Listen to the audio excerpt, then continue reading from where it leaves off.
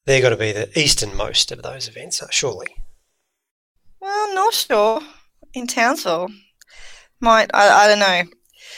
I'm not that great with Northern Queensland. Yeppoon is probably a little bit further east than North Shore. But technically we're all in the same time zone. So just because somebody's further east doesn't mean that they're running earlier. Yeah.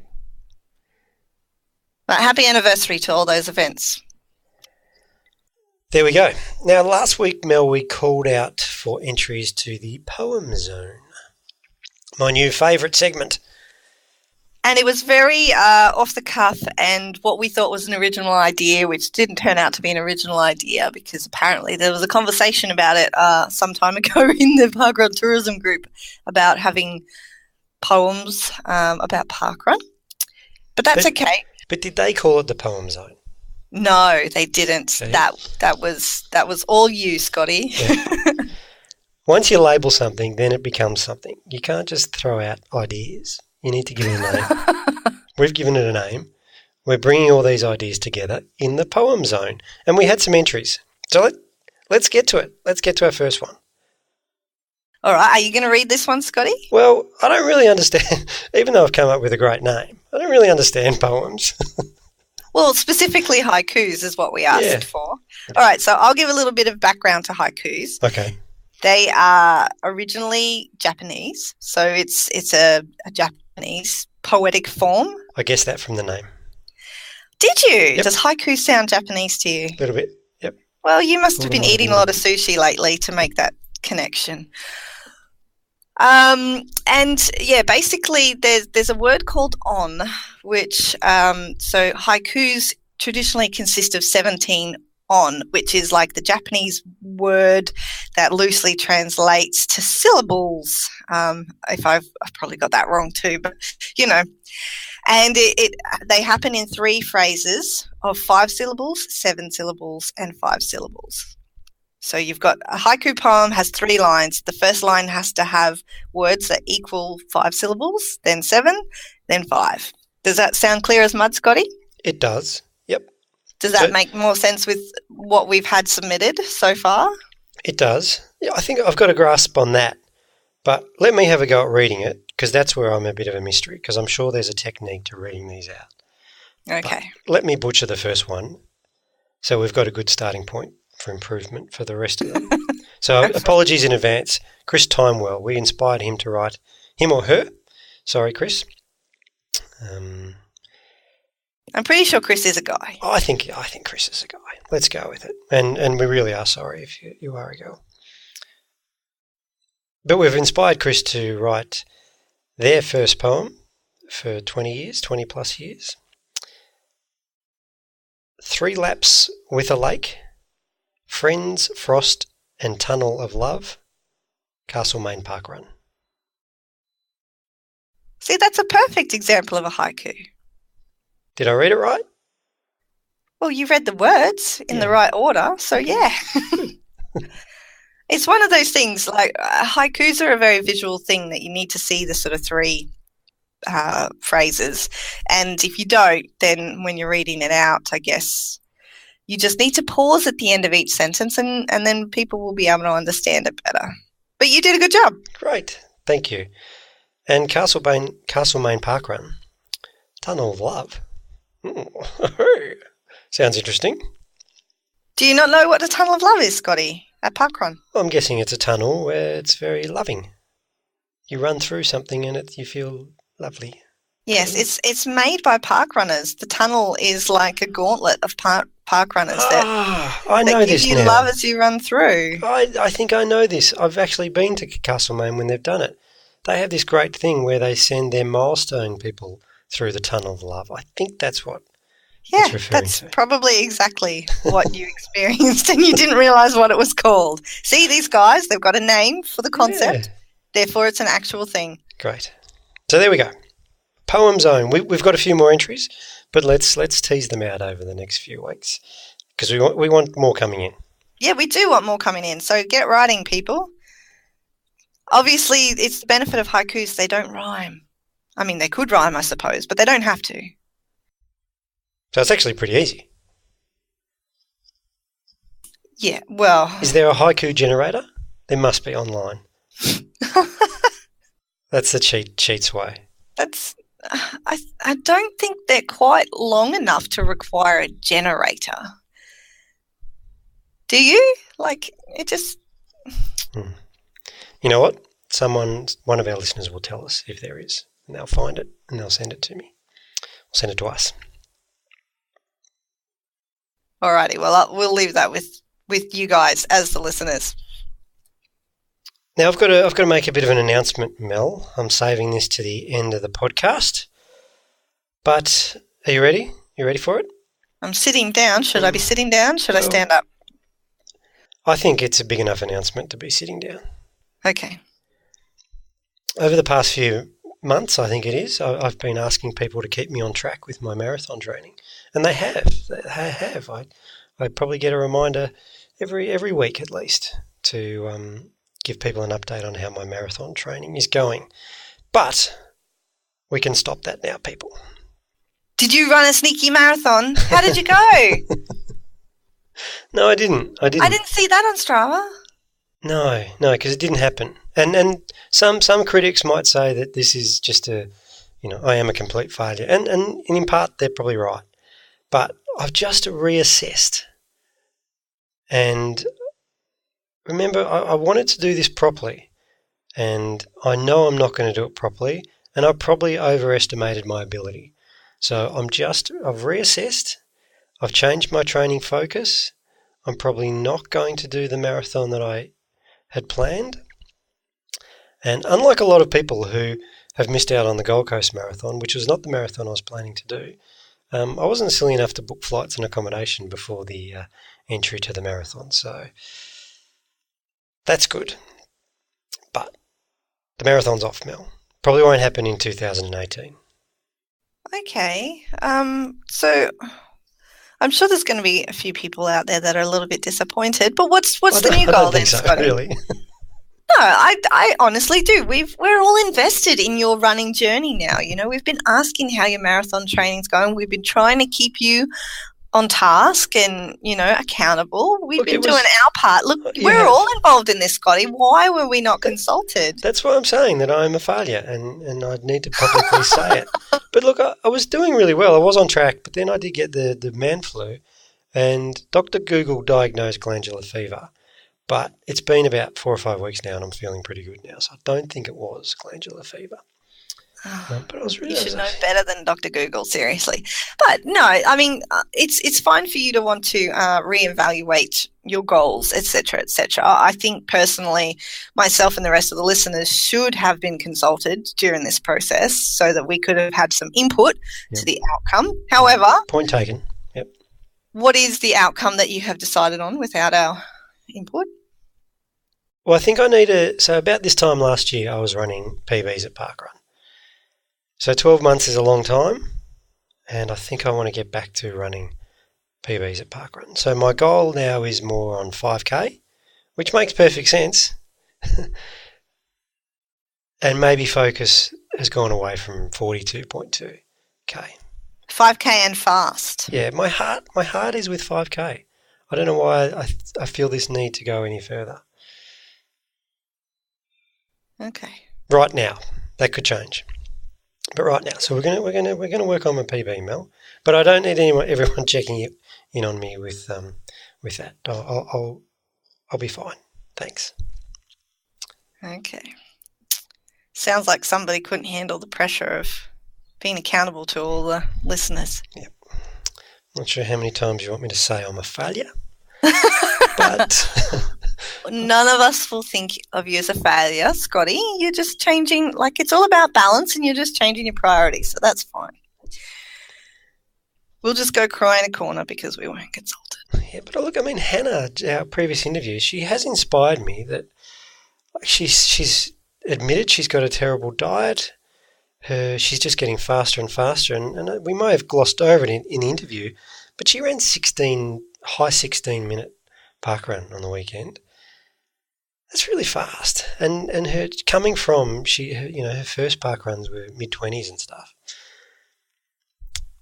There's hope. There's hope. Yeah, Mel. there is hope, but I think what you might find is that Hannah has found speed over the 5K distance as a result of smashing out a lot of marathons. So, Okay. towards your goal of getting a PB at parkrun, perhaps you should be training for marathons. Just a theory. I know when I trained for my marathon, and it was not the serious marathon, and I was only training to finish. I wasn't training to get any kind of incredible time. It improved my times at parkrun. That's when I was getting PBs at parkrun, was when I was training over the longer distances. So, perhaps you need to take that into consideration with your training plans. But who am I to judge?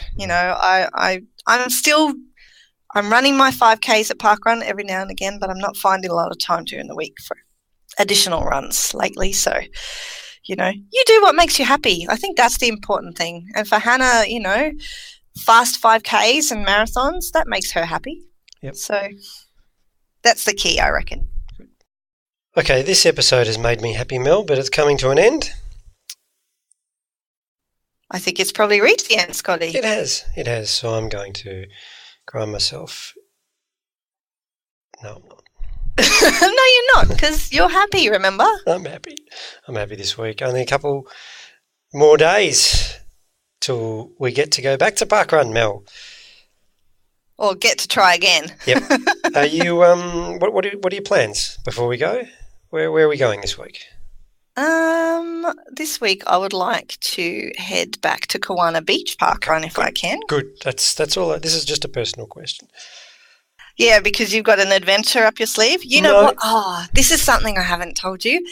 Adam's realised that he's only about 5 or 6 events behind me on the most events list, and he's got a little bee in his bonnet now about being competitive and catching up and taking over, which I think is quite hilarious because, and in fairness, he has actually done quite a few different parkruns that I haven't done. He's done at least 2 in Victoria that I haven't been to, which makes it difficult for when we travel back to Victoria together because he doesn't want to do those ones again, which means I'm going to have to make separate trips to Victoria at some point just to catch up on those ones.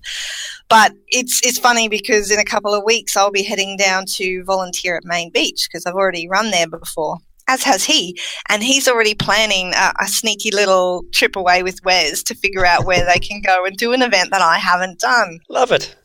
Yeah, yeah, so I have unleashed a beast with a bit of a taunt about the fact that I'm still ahead of him on the most events list, and now he's right. You're not that far ahead. I'm going to chase you down. Okay, well, not this week because you're going to Kawana, which is good because I'm not going anywhere new this week. Oh, really? You're not going anywhere new, or you're going to use this as an opportunity to sneak one in? No, I'm definitely not. No. Okay. Well, you have fun not going anywhere new, Scotty. I guarantee I will. And you too. Speak to you next week.